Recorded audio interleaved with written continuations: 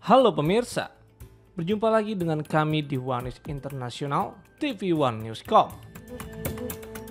Presiden Amerika Serikat Donald Trump akhirnya mengakui perannya dalam serangan besar-besaran Israel terhadap Iran pada 13 Juni lalu. Pengakuan ini mematahkan narasi sebelumnya yang menyebut Israel bertindak sendirian, sekaligus memicu sorotan baru terhadap campur tangan Washington dalam meningkatnya ketegangan di Timur Tengah. Informasi lainnya pemirsa, Korea Utara dikabarkan telah mengirim sekitar 5.000 tentara ke Rusia sejak September lalu. Pengiriman ini disebut untuk membantu rekonstruksi infrastruktur. Namun, Badan Intelijen Korea Selatan menduga langkah tersebut memiliki misi lain di tengah memanasnya situasi militer di kawasan.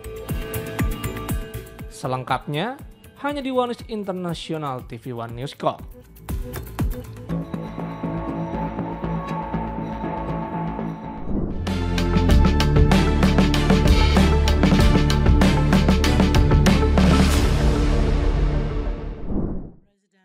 His Excellency Donald Trump to participate in the C5+1.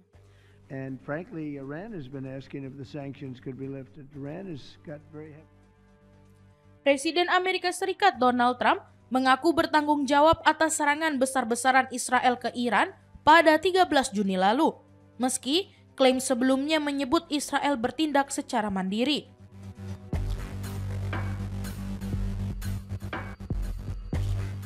Trump menyatakan bahwa ketika Israel melancarkan serangan pertama ke Iran, dampaknya sangat luas dan merusak.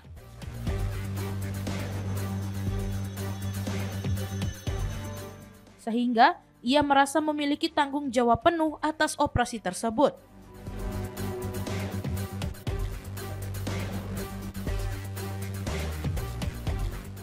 Pernyataan itu disampaikannya saat berbicara kepada wartawan, menegaskan bahwa aksi militer Israel terhadap Iran merupakan langkah yang menguntungkan sekutu mereka.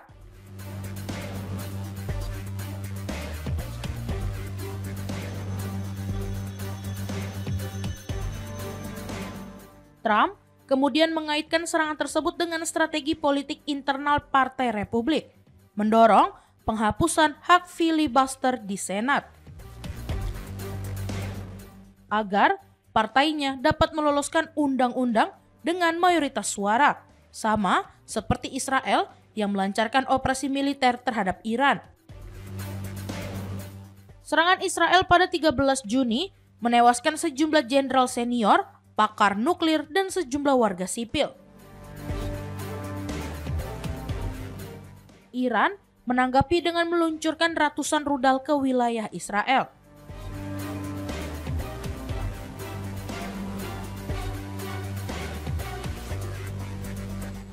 Amerika Serikat kemudian ikut ambil bagian dengan mengebom 3 fasilitas nuklir utama Iran. Meski pada awalnya pemerintah Amerika Serikat menyebut serangan itu dilakukan Israel secara sepihak. Menteri Luar Negeri Amerika Serikat saat itu menekankan bahwa prioritas Amerika Serikat adalah melindungi pasukannya di kawasan. Sejak kejadian itu, Trump berulang kali menegaskan bahwa Amerika Serikat menghancurkan program nuklir Iran, dan pekan ini ia kembali menyatakan bahwa dirinya memulai perang sejak awal.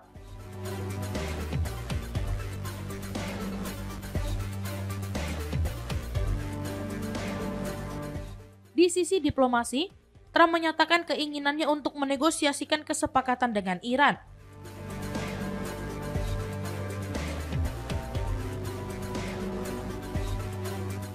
Yang memungkinkan Teheran menjalin hubungan formal dengan Israel. Kelanjutan dari upaya negosiasi di awal masa jabatannya sebagai presiden.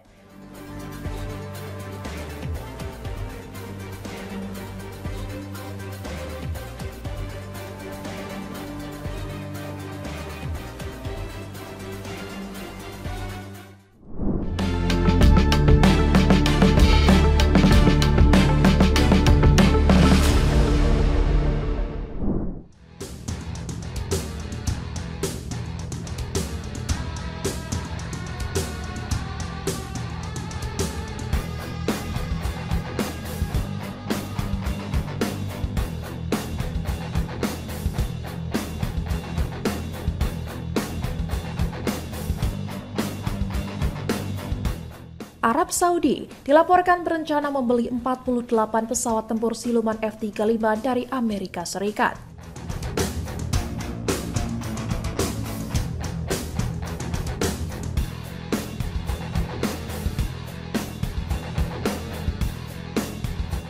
Jika terwujud, jumlah itu akan mendekati kekuatan Israel yang saat ini memiliki 45 unit F-35.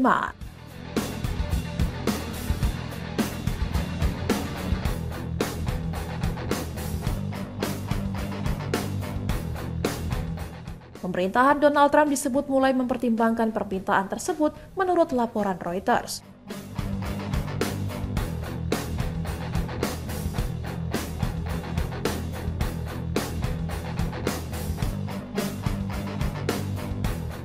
Dua sumber Reuters menyebut kunjungan putra mahkota Mohammed bin Salman bertujuan untuk mendorong kesepakatan bernilai miliaran dolar ini.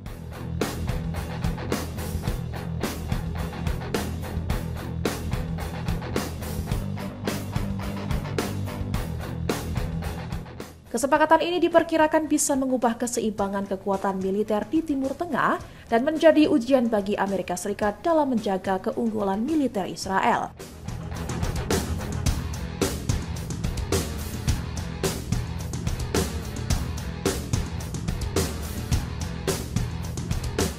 Arab Saudi sudah menyampaikan permintaan langsung kepada Trump dan Pentagon mulai mempersiapkan kemungkinan penjualan pesawat tersebut.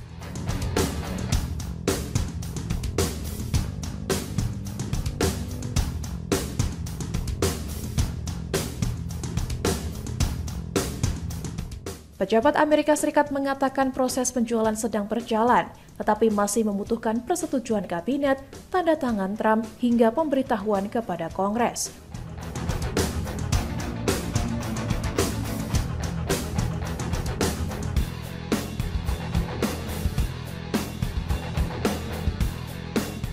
Pentagon, Gedung Putih, dan Departemen Luar Negeri belum memberikan pernyataan resmi mengenai kabar ini, sementara Lockheed Martin menolak berkomentar.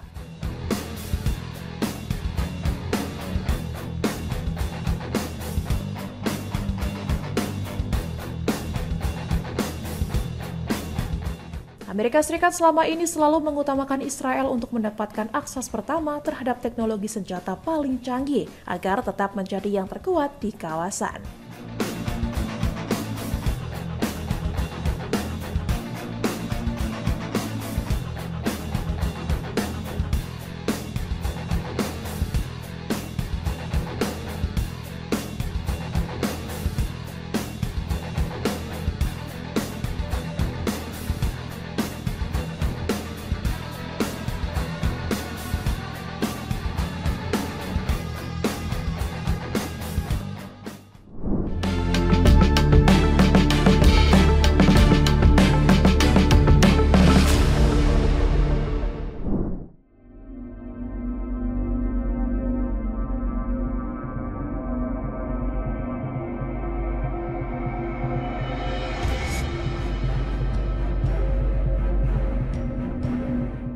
Korea Utara dikabarkan telah mengirim sekitar 5.000 tentaranya ke Rusia sejak September lalu dalam langkah yang disebut untuk membantu rekonstruksi infrastruktur di wilayah tersebut menurut penjelasan Badan Intelijen Korea Selatan.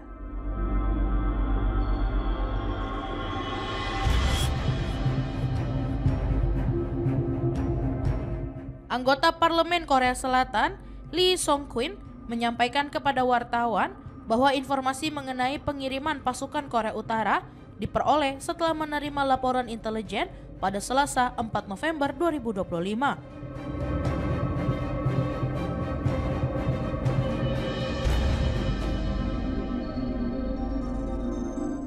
Lee menjelaskan bahwa pengiriman tentara dilakukan secara bertahap dan diperkirakan akan digunakan untuk proyek rekonstruksi di Rusia.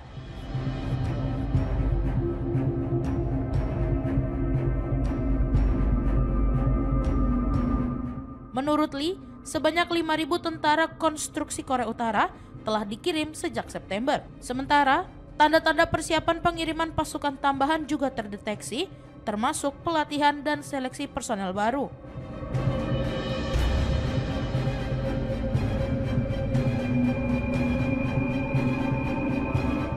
Badan Intelijen Korea Selatan memperkirakan total pasukan Korea Utara yang dikerahkan di dekat perbatasan Rusia-Ukraina mencapai 10.000 orang.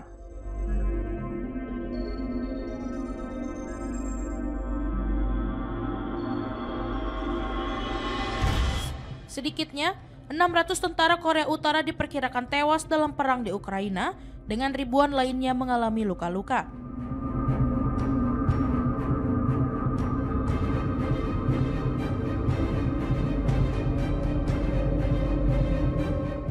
Analis menilai bahwa Pyongyang menerima dukungan finansial, teknologi militer, pasokan makanan, dan energi dari Rusia sebagai imbalan atas keterlibatan pasukan tersebut.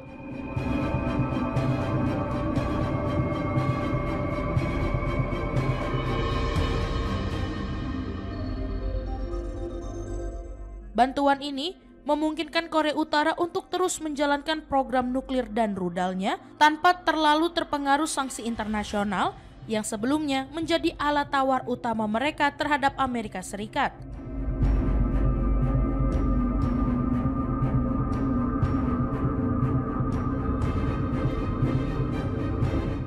Pengamat menilai, langkah Kim Jong-un mencerminkan keberanian Pyongyang yang meningkat dalam konteks konflik Ukraina dan upaya memperkuat hubungan strategis dengan Moskow melalui dukungan militer langsung.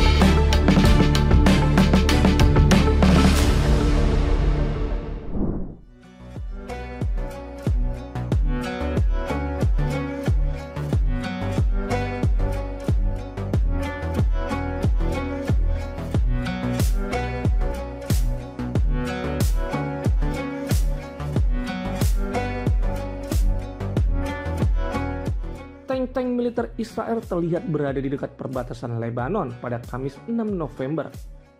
Setelah Israel melancarkan serangan udara intensif ke kawasan Lebanon Selatan.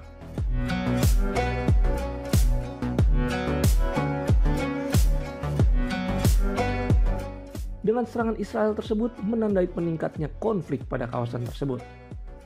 Peningkatan operasi militer itu dilakukan setelah Israel menilai bahwa kelompok bersenjata Lebanon Hizbullah tengah berupaya membangun kembali kemampuan militernya di kawasan perbatasan.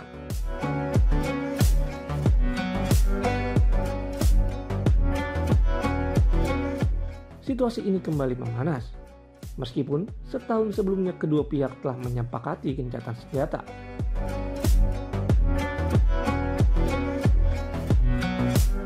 Dengan tujuan untuk mengakhiri pertempuran antara Israel dan Hizbullah yang didukung Iran lebih dari 1 tahun.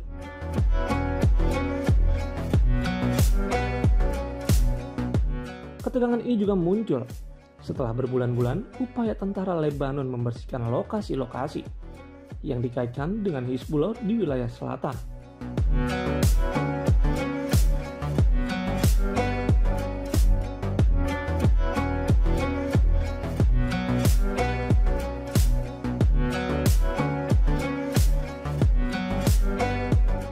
Juru bicara Israel Avichai Adrai melalui platform X mengumumkan 3 perintah evakuasi yang berlaku pada pukul 15.00 waktu setempat.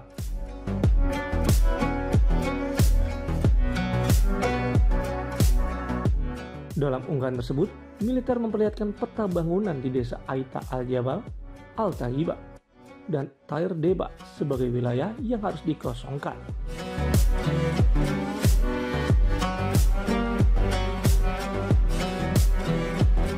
Dua perintah tambahan kemudian dikeluarkan untuk beberapa kota lainnya di bagian selatan Lebanon. Wilayah yang diperintahkan untuk dievakuasi berada pada jarak sekitar 4 km dari perbatasan Israel, hingga hampir 24 km ke utara garis perbatasan.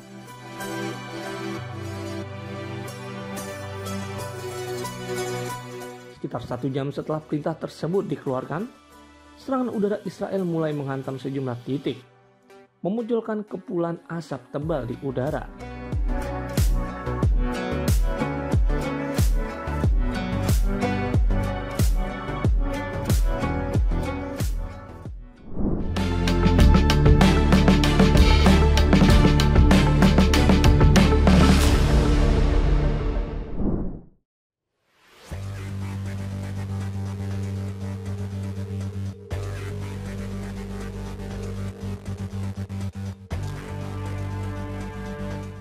Rekaman kamera dashboard memperlihatkan detik-detik pesawat kargo UPS jatuh dan langsung terbakar di Louisville, Kentucky, Selasa 4 November.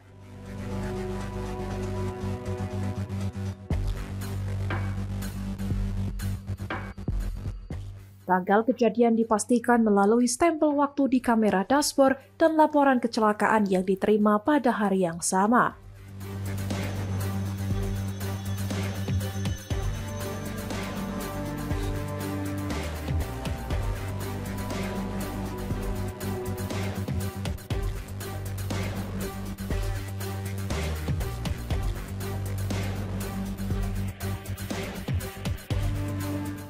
Pihak berwenang menyatakan sedikitnya 12 orang meninggal dalam insiden tersebut pada Rabu 5 November.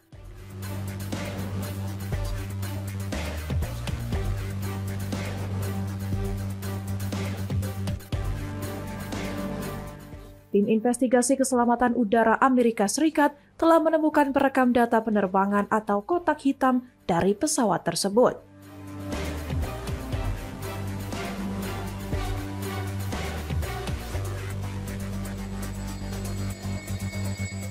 Pesawat kargo jenis MD-11 yang berusia 34 tahun itu dijadwalkan terbang menuju Honolulu dengan 3 awak di dalamnya.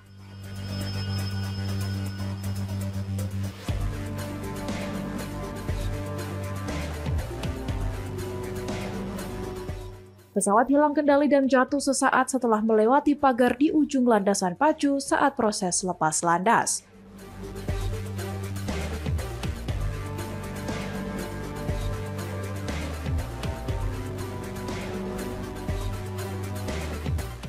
Kebakaran hebat yang muncul setelah pesawat menghantam tanah membuat bandara internasional di Louisville harus ditutup sementara.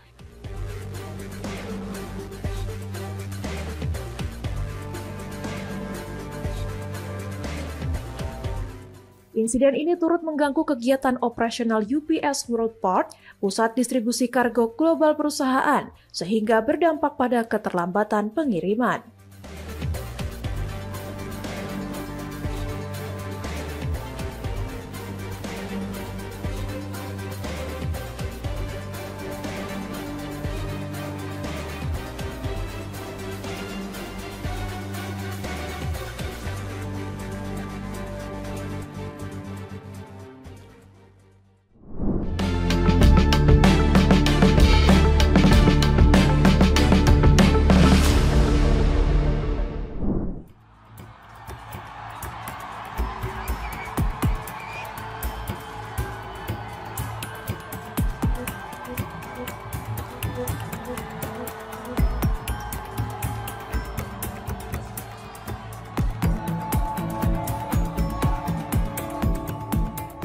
Presiden Amerika Serikat Donald Trump menanggapi kemenangan Zohran Mamdani sebagai wali kota New York dengan pernyataan ambigu. Menunjukkan kesediaan membantu kota itu sambil menyelipkan sindiran dan syarat tertentu.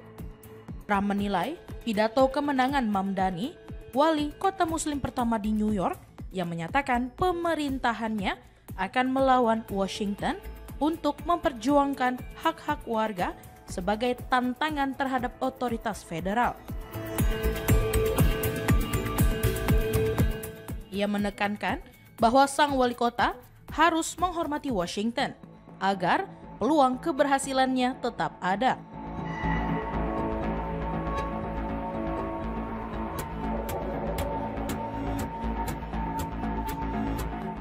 Di sisi lain, Trump menyatakan keinginannya agar New York tetap berhasil, sekaligus menegaskan bahwa dukungan itu ditujukan kepada kota, bukan secara personal kepada Mamdani.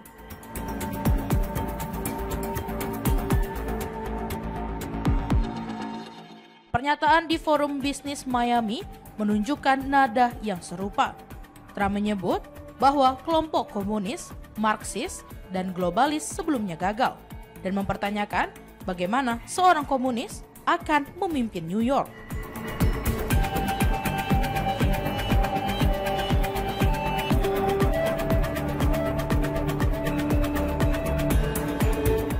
Meski demikian, ia kemudian melunak dan menyatakan pemerintahannya akan memberikan bantuan terbatas agar kota tetap berjalan baik.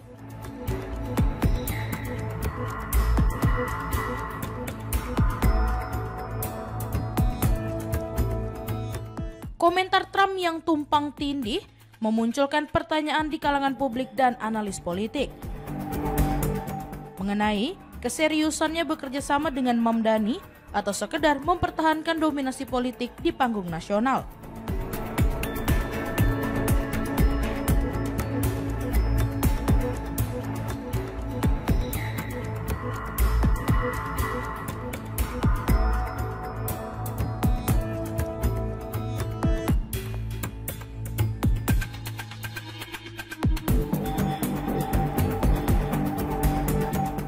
Zohran Mamdani mencatat sejarah sebagai wali kota muslim pertama di New York, sekaligus tokoh progresif pertama yang memenangkan kursi balai kota dengan dukungan luas dari komunitas muda, pekerja, dan imigran.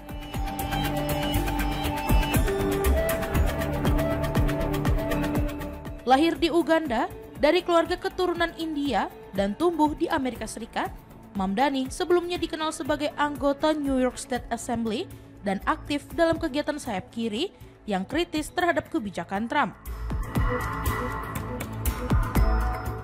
Dalam pidato kemenangannya, Mamdani menegaskan bahwa pemerintah kota akan tetap independen dari kekuasaan Washington dengan fokus pada isu perumahan rakyat, transportasi publik, dan layanan kesehatan gratis bagi warga kurang mampu.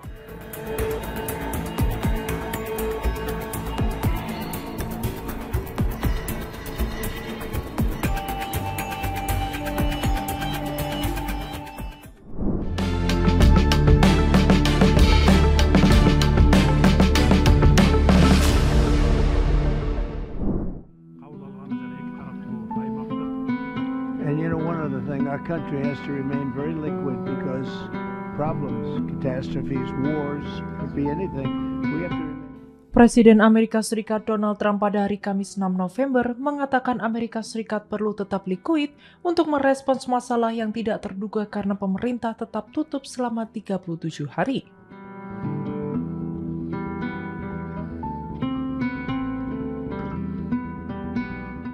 Negara kita harus tetap sangat liquid karena masalah bencana, perang, bisa apa saja, kata Trump kepada wartawan di Gedung Putih menanggapi pertanyaan mengenai putusan pengadilan.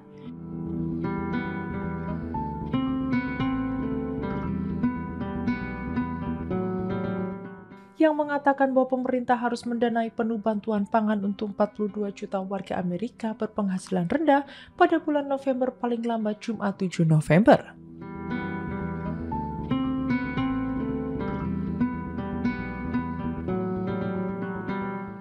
Kita harus tetap liquid, kita tidak bisa memberikan semuanya berdasarkan angka, kata Trump.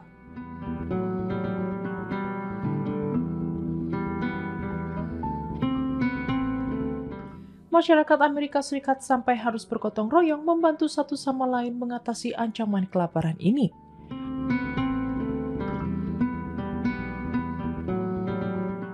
Mobil-mobil berbaris di sekitar Taman Overpack County di Leonia pada hari Kamis 6 November. Tempat Bergen County dan Community Food Bank of New Jersey mendistribusikan kotak makanan darurat.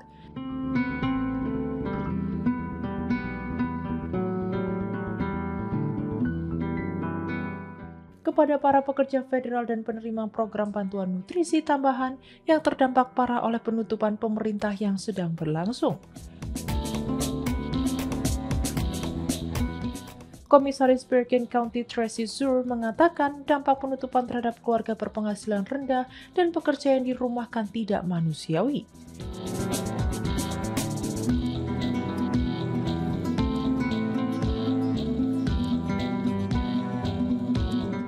Ia memperingatkan bahwa banyak warga benar-benar menghadapi kelaparan setelah kehilangan tunjangan bulanan mereka.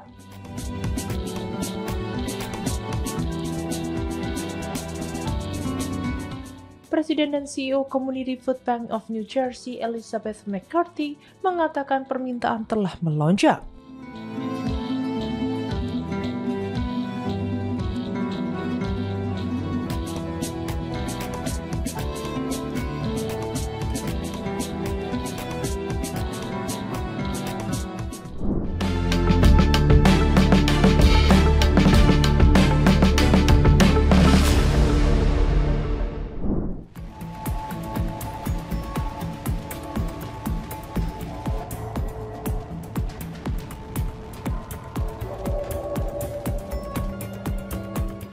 Korea Utara kembali menembakkan rudal balistik ke arah perairan di lepas pantai timurnya pada Jumat 7 November, sebagaimana dilaporkan militer Korea Selatan.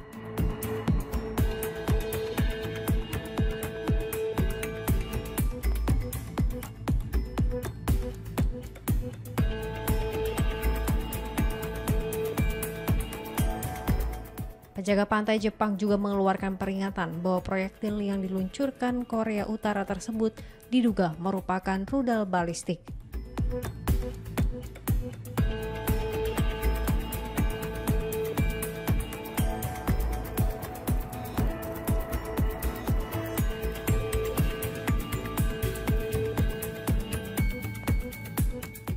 Sebelumnya pada akhir Oktober, Korea Utara melakukan uji coba rudal jelajah laut ke permukaan di wilayah barat semenanjung Korea, bertepatan dengan kunjungan Presiden Amerika Serikat Donald Trump dan sejumlah pemimpin dunia lainnya ke Korea Selatan untuk menghadiri rangkaian pertemuan KTT APEC.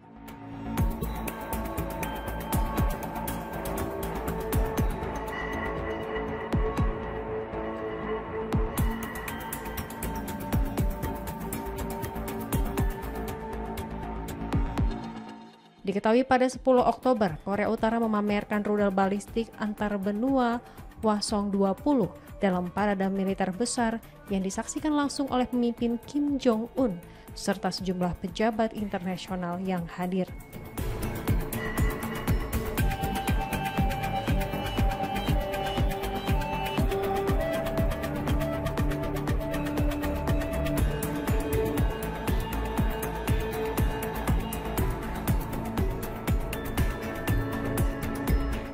Rangkaian rudal ICBM Hwasong tersebut memberi Korea Utara kemampuan untuk menjangkau wilayah manapun di daratan Amerika Serikat.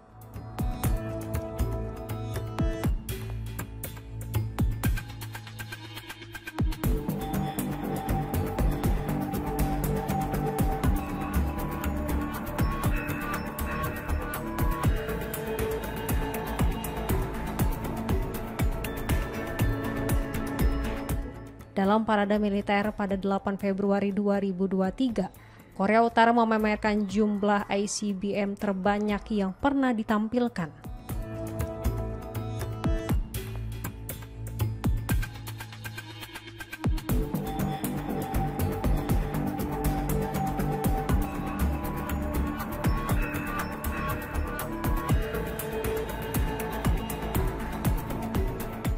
Rekaman KRT menunjukkan sekitar 11 rudal Hwasong-17 yang diyakini mampu membawa hulu ledak nuklir dan menjangkau hampir seluruh wilayah dunia.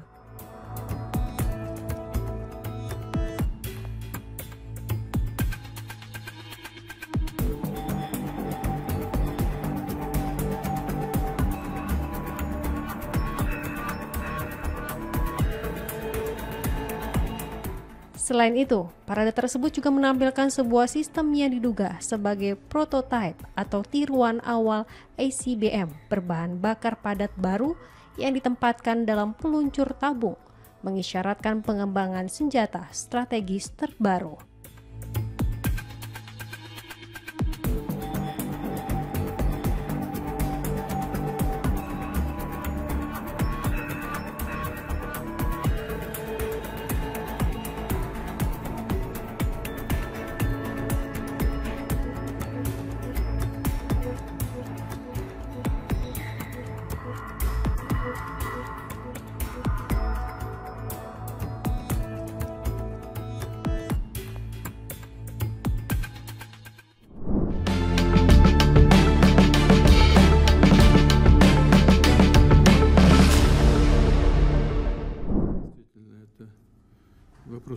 серьезные. Ну, давайте, коллег, послушаем слово министру обороны.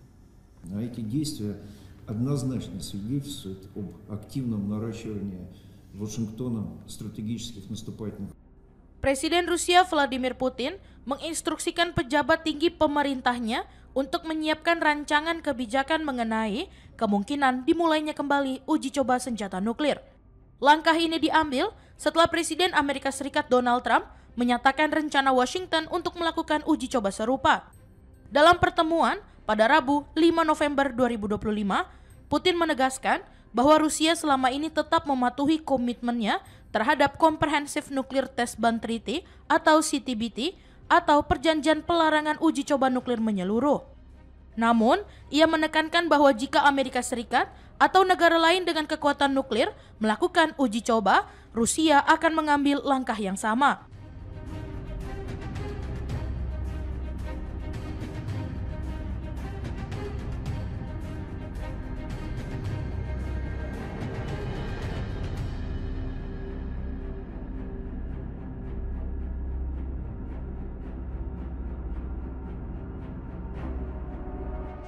Menteri Pertahanan Rusia, Andrei Belosov, menilai bahwa perkembangan terbaru dari pihak Washington mendorong Moskow untuk mulai mempersiapkan uji coba nuklir berskala penuh. Ia menyebut lokasi di Novaya Zemlya, wilayah Arktik Rusia, dapat segera digunakan bila keputusan itu diambil.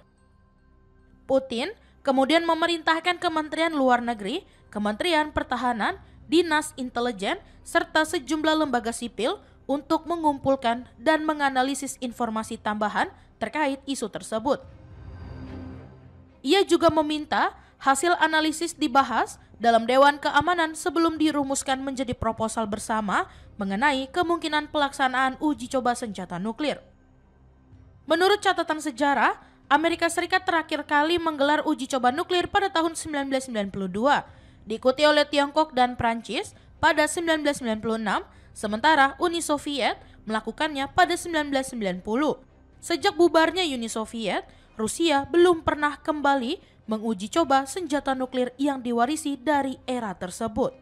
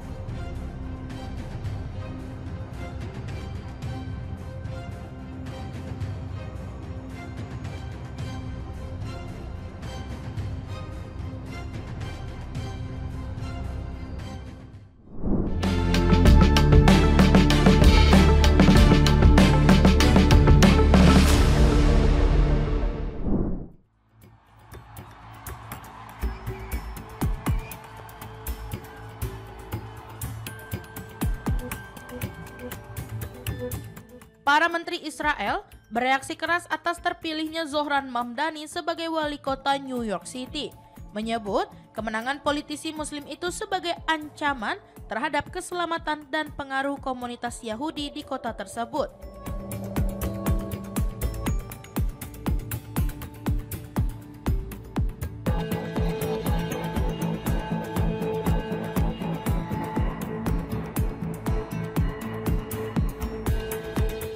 Terpilihnya Zohran Mamdani, kandidat Partai Demokrat yang menjadi wali kota Muslim dan Asia Selatan pertama di New York City, memicu kecaman dari sejumlah pejabat Israel.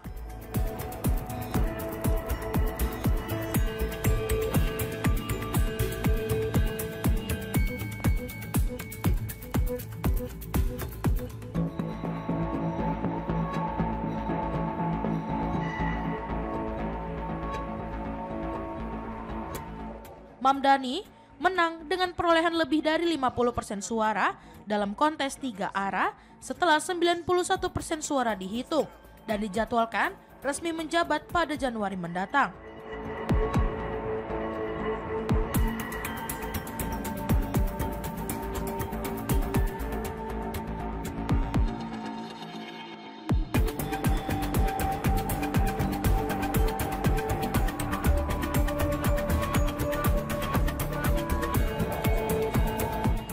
Beberapa menteri Israel menyoroti pernyataan pra-pemilu Mamdani yang berjanji memerintahkan kepolisian New York menindak Perdana Menteri Benjamin Netanyahu bila sang pemimpin mengunjungi kota itu.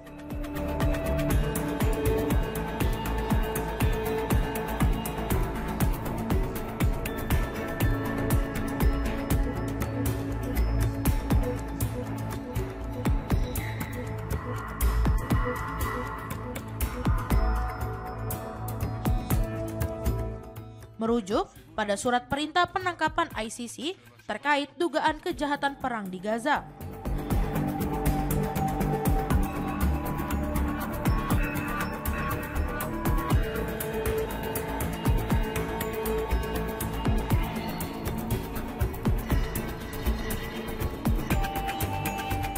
Kritikan keras datang dari Amichai Chikli yang mengajak warga Yahudi New York mempertimbangkan untuk pindah ke Israel dengan alasan kekhawatiran atas masa depan komunitasnya.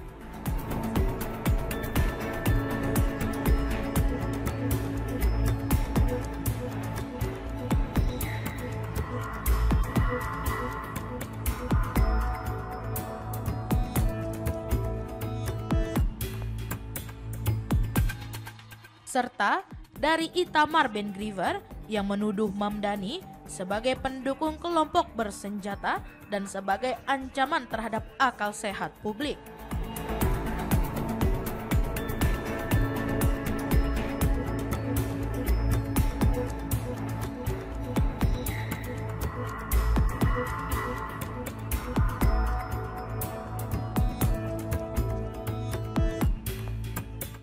Duta Besar Israel untuk PBB, Danny Danon, menyatakan pihaknya akan memperkuat hubungan dengan pemimpin komunitas Yahudi di New York dengan tujuan menjaga rasa aman warga Yahudi karena posisi wali kota memegang otoritas atas kepolisian.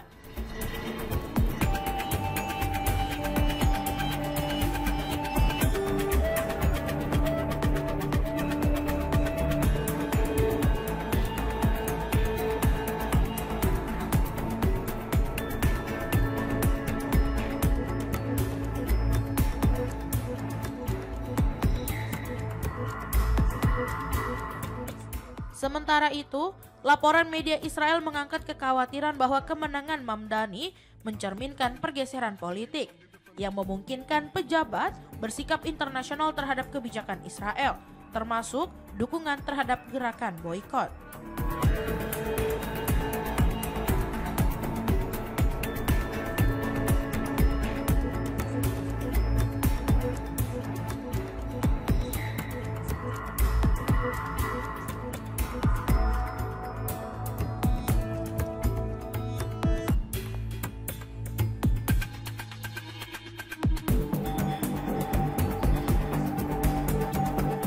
Beberapa pemberitaan juga mengaitkan kampanye dan pernyataan politik Mamdani dengan wacana yang lebih luas tentang konflik Israel-Palestina.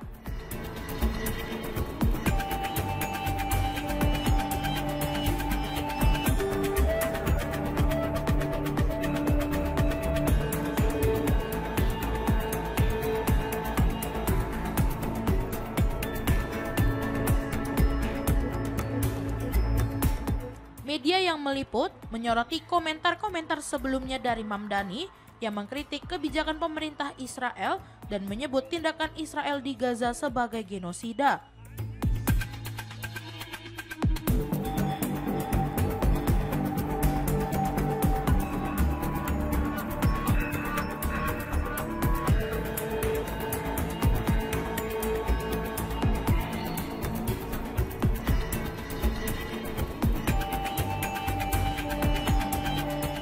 Laporan tersebut juga menyebutkan angka korban tewas dan luka di Gaza sejak Oktober 2023, sebagaimana dicatat dalam sumber yang dikutip.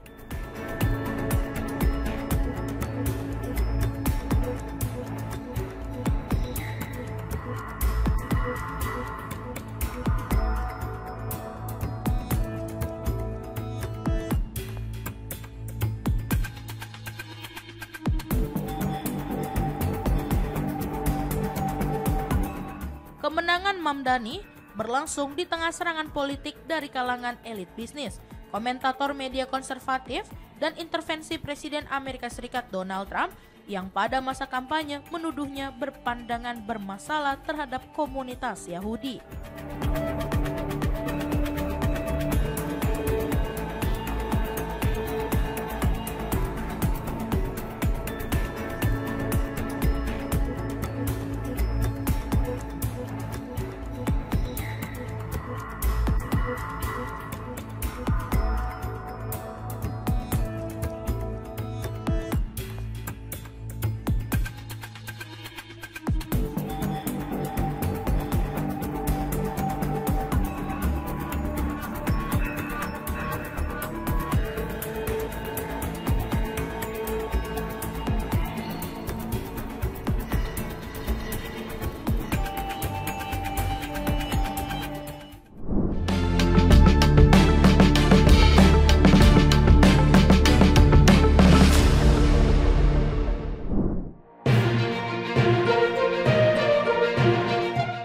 Demikian informasi yang dapat kami sampaikan pemirsa. Terima kasih telah bergabung bersama kami. Sampai jumpa di One News Internasional berikutnya. Setiap pukul 8 malam hanya di kanal YouTube TV One News Corp.